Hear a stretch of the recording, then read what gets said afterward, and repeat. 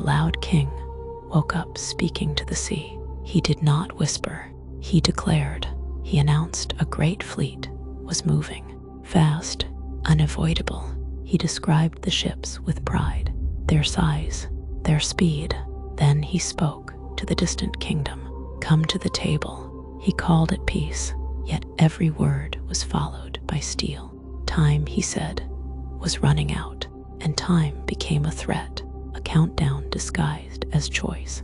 The world listened carefully, because when a king announces war, before talks begin, the deal is already written. That day, the realm learned a final lesson.